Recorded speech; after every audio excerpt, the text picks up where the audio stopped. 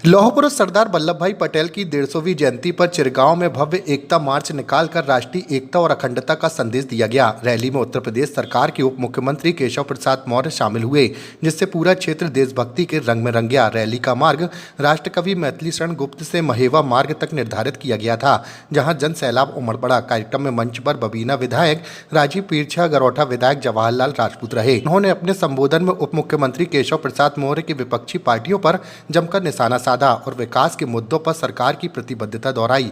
वहीं दोनों विधायकों ने क्षेत्र से बड़ी संख्या में पहुंचे जनता का आभार व्यक्त किया।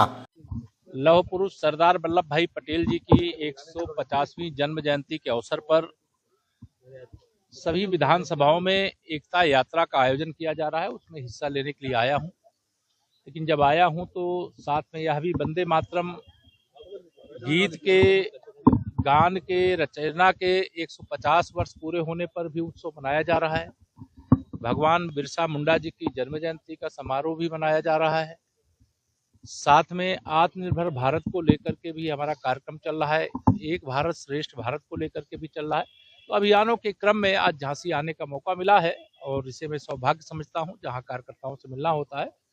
और अभी हम लोग बिहार में भारतीय जनता पार्टी का जो गठबंधन एनडीए है, ऐतिहासिक विजय वहां पर है और बिहार की जनता ने देश को एक संदेश दिया है कि अब जंगल राज, गुंडा राज, कट्टा राज, तुष्टीकरण, जातिवाद, परिवारवाद की राजनीति का भविष्य अंत की ओर है। और जो लोग झूठ के आधार पर दुष्प्रचार करने का काम करते हैं, जो राजनीति में शब्दों की मर्यादा का ध्यान नहीं रखते हैं, उनको जैसे बिहार की जनता ने संदेश दिया है, वैसे देश की जनता अलग अलग राज्यों में संदेश देगी। सर, अखिलेश जी कह रहे हैं कि अब बिहार तो जीत लिया है, भाजपा को यूपी में नहीं जीतने देंगे। श्री अखिलेश यादव जी के बूते की बात नहीं है। श्री राहुल गांधी जी के रास्ते पर वो चलने की बात कर रहे हैं।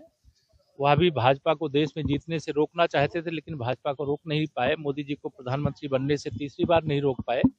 और बिहार हो, उत्तर प्रदेश हो या देश का कोई राज्य हो, लोकसभा चुनाव के बाद भी हम लोग हरियाणा जीते, हम लोग महाराष्ट्र जीते, हम लोग दिल्ली जीते, अभी बिहार भी जीते और आगे हम लोग केरल से लेकर के, तमिलनाडु से लेकर के, आसाम से लेकर के पश्चिम बंगाल भी जीतेंगे। अब गुंडागर्दी, बूथ कब्जा, बूथ लूट करके देश लूटना, बूथ लूट करके प्रदेश लूटना, ये माफियाओं के बल पर अब राजनीति नहीं चलेगी। देश जाग गया है। देखिए, देश का दुश्मन चाहे यूपी में छिपा होगा, चाहे देश के किसी राज्य में छिपा होगा, चाहे दुनिया के किसी कोने में छिपा होगा, सुरक्षा एजेंसियों पर, देश की सेना पर, देश की सरकार पर आप भरोसा रखें। आतंकवाद से मुक्त, नक्सलवाद से मुक्त, जातिवाद, उग्रवाद और तुष्टीकरण से मुक्त भारत बनने की ओर आगे बढ़े। ये चिंता की बात है कि जो पढ़े लिखे हैं उन लोगों ने यह रास्ता चुना है, और लेकिन अच्छा होता कि वो यह रास्ता चुनने की जगह जिसके लिए पढ़ाई की वो काम करते। लेकिन अगर आतंकवादी बनने की कोशिश कोई पढ़ लिख करके भी करेगा तो उसका भी वही हश्र होगा जो बाकी का हो रहा है। बिहार में, लेकिन लालू का परिवार भी बिखर गया पूरी तरह से। देखिए, परिवारवाद की राजनीति के अंत की ये शुरुआत है और वो पहले उत्तर प्रदेश में भी एक तरह से ये श्री मुलायम सिंह यादव जी का भी परिवार बिखरा ही है, वहाँ लालू प्रसाद यादव जी का परिवार बिखर रहा है और बाकी परिवारवादी राजनीति करने वालों के परिवार भी बिखरेंगे। लेकिन ये पारिवारिक समस्या है, वह हमारी राजनीति की समस्या नहीं है। लेकिन हम देश के हित में, प्रदेशों के हित में अच्छा काम कर रहे हैं माननीय प्रधानमंत्री श्री नरेंद्र मोदी जी के नेतृत्व और मार्गदर्शन में, और आगे करेंगे। एक सवाल क्या अखिलेश जी आपसे बहुत रहे थे, उस समय से कुछ पहले से आप हाथ मिला ले, रिजल्ट बता दिए थे क्या? नहीं, वो हमसे पूछ रहे थे लड्डू कब खिला रहे हो, मैंने कहा 14 नवंबर को रिजल्ट आएगा, उस दिन खिला देंगे। फिर मैं उनको खोजता रहा, 14 नवंबर को मिले ही नहीं, तो लड्डू खिलाने का मौका नहीं मिला। तो क्या जाएंगे लड्डू खिलाने?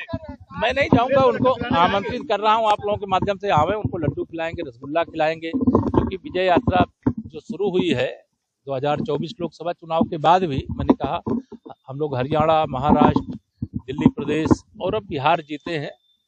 तीसरी बार प्रचंड बहुमत से उत्तर प्रदेश जीतेंगे और 2027 का जो विधानसभा चुनाव होगा उसमें 2017 का रिजल्ट दोहराएंगे। ऐसी जनता की कृपा हमारे सब पार्टी के ऊपर भी बनी हुई है, हमारे नेतृत्व के ऊपर बनी हुई है, हमारे कार्यों के ऊपर बनी हुई है। लेकिन ये जितने भी भाजपा विरोधी अपने को मानते हैं, वह सोचते हैं परिश्रम भाजपा का कार्यकर्ता करे और चुनाव जो कोई काम नहीं करते जनता के बीच में वो जीते। तो ये ये अब नहीं हो सकता। एसआईआर को लेकर तमाम बातें कर रहे हैं, अखिलेश यादव कह रहे हैं कि बिहार में कब्जा कर लिया और अब यूपी में। देखिए, मतदाता सूची का शुद्धिकरण का अभियान लोकतंत्र का पवित्र महायज्ञ है और इसका जो विरोध किए श्री राहुल गांधी ने वोट चोरी का मुद्दा बिहार में उठाया, कहाँ गई उनकी पार्टी? 6 सीटों पे सिमट गई। वो तालाब में कूद गए। मैंने कहा नदी में कूदो, चाहे कुआं में कूदो, चाहे तेजस्वी यादव को लेकर के कूदो, चाहे अखिलेश यादव को भी लेकर के कूदो, लेकिन ये मतदाता सूची का शुद्धिकरण का जो काम है ये लोकतंत्र का पवित्र यज्ञ है और इसमें एक राजनीतिक दल के नाते सभी दलों को हिस्सा लेना चाहिए और इससे मतदाता सूची में सुधार हुआ है। कोई मृतक मतदाता हो गया है उसका सूची में नाम नहीं होना चाहिए। अगर किसी मतदाता का एक से अधिक स्थान पर नाम है तो एक स्थान पर ही होना चाहिए। कोई घुसपैठिया मतदाता सूची में अपना नाम किस जुगाड़ से दर्ज करा लिया है तो वह हटना चाहिए और जो हमारे युवा मतदाता हैं जिनकी आयु 18 साल होने वाली है उनका नाम भी मतदाता सूची में होना चाहिए। यही मतदाता सूची का शुद्धिकरण है। जब शुद्धिकरण का अभियान चलता है, ये कांग्रेसी हो, सपाई हो, रजत वाले हो, टीएमसी वाले हो, कहीं हम हिस्सा नहीं लेंगे और जब शुद्धिकरण का काम हो जाएगा तो उस पर आरोप लगाएंगे। तो इस आरोप को जनता नकार चुकी है और बिहार से संदेश दे चुकी है। धन्यवाद।